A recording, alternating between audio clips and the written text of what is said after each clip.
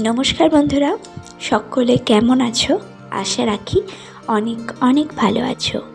আজকে একটা winter special recipe নিয়ে তোমাদের সামনে হাজির হয়ে গেছি। দেখো, এখানে কত রকম সবজি নিয়েছি আর মিটুলি নিয়েছি। দেখে বুঝতেই পারছো যে আজকে আমি কি রেসিপি বানাতে চলেছি। তো বেশ কয়েকদিন আমি তোমাদের সাথে কোনো রকম ভিডিও শেয়ার করতে পারিনি। ভীষণ শরীর খারাপের জন্য কোনো রকম ভিডিও শেয়ার করতে পারিনি, আর সবার ভিডিও তেমন দেখতেও পাইনি। তো চলো আজকে এই রেসিপিটা শুরু করছি। একটা লাইক দিয়ে ফুল ভিডিও ওয়াচ করো। এখানে দেখো, মূলো নিয়েছি, বেগুন নিয়েছি, পটল নিয়েছি, কুমড়ো নিয়েছি, গাজর নিয়েছি একটু, আর নিয়েছি এখানে ফুলকপি, সমস্তটাই শীতের।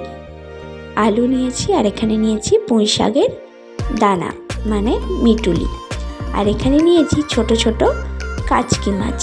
আজকে এই কাচকি মাছ দিয়ে পুঁই মেটুলির চচ্চড়ি করে তোমাদেরকে দেখাবো। এটা একটা বাঙালি রেসিপি, এটা গ্রাম বাংলায় প্রচুর পরিমাণে বানায়। আমার মা কীভাবে বানায় সেই রেসিপিটাই তোমাদের সাথে শেয়ার করব। প্রথমেই কড়ার মধ্যে তেল দিয়ে মাছগুলোকে সুন্দর করে একটু ভেজে নিয়েছি। নুন হলুদ মাখিয়ে রেখেছিলাম মাছগুলো, তারপরে ভেজে নিয়েছি। ভেজে তুলে নিতে হবে।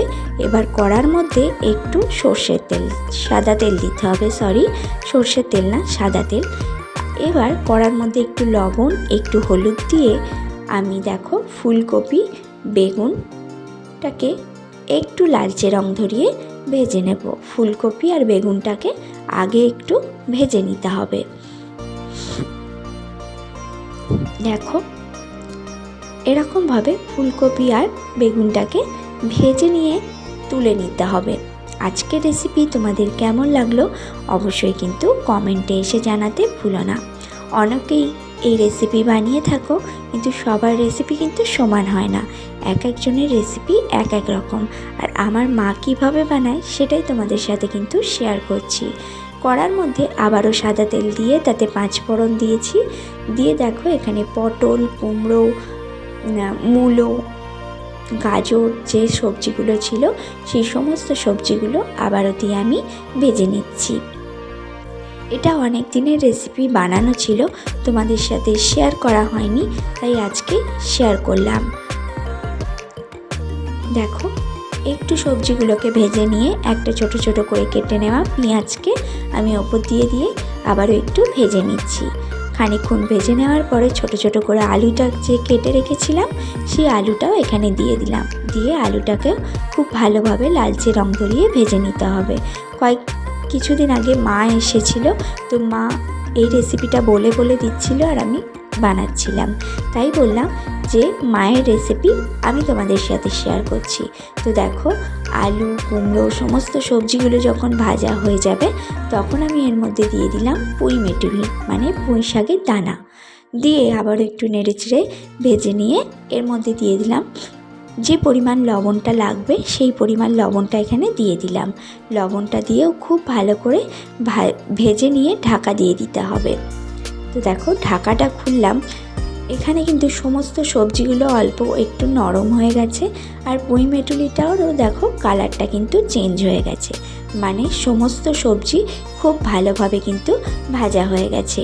Welcome back to my Bengali kitchen. Bengali কিচেনের সকল বন্ধুকে স্বাগত। আশা রাখি সকল বন্ধুরা ভালো আছো।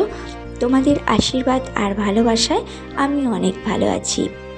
যে সমস্ত বন্ধুরা আমার পাশে সারাক্ষণ থাকো, সমস্ত ভিডিওর সাথে পাশে থাকো, তাদেরকে অসংখ্য অসংখ্য ধন্যবাদ আর অনেক ভালোবাসা। আর যারা আমার চ্যানেলে নতুন আসবে ভাবছো, তাদেরকে সাদর দিয়ে আমন্ত্রণ জানাচ্ছি। প্লিজ একটা লাইক দিয়ে ফুল ভিডিও ওয়াচ করো, আর সাবস্ক্রাইব করে পাশে থাকা বেল বাটনটা অবশ্যই প্রেস করে রেখো, তাহলে যখনই কোনো নতুন রেসিপি শেয়ার করব সেটা সবার আগে তোমাদের কাছে পৌঁছে যাবে। এখানে দেখো, হলুদ, লবণ আর একটু কাশ্মীরি রেড চিলি পাউডার দিয়েছি, আর দেখতেই পেয়েছো 3টে কাঁচা লঙ্কা আমি মাঝখান থেকে ফালি করে দিয়ে দিয়েছি। আবার নেড়ে চেড়ে খুব ভালো করে একটু কষিয়ে নিতে হবে। নেওয়ার পরে এখানে বেগুন আর ফুলকপিটা দিয়ে দিয়েছি। দিয়ে আবারও একটু ঢাকা চাপা দিয়ে রেখে দিয়েছিলাম। সবজি থেকে যে জলটা বেরিয়েছে সেটাতেই কিন্তু সবজি অনেকটাই সিদ্ধ হয়ে গেছে। এখানে অল্প পরিমাণ একটু জল দিলাম।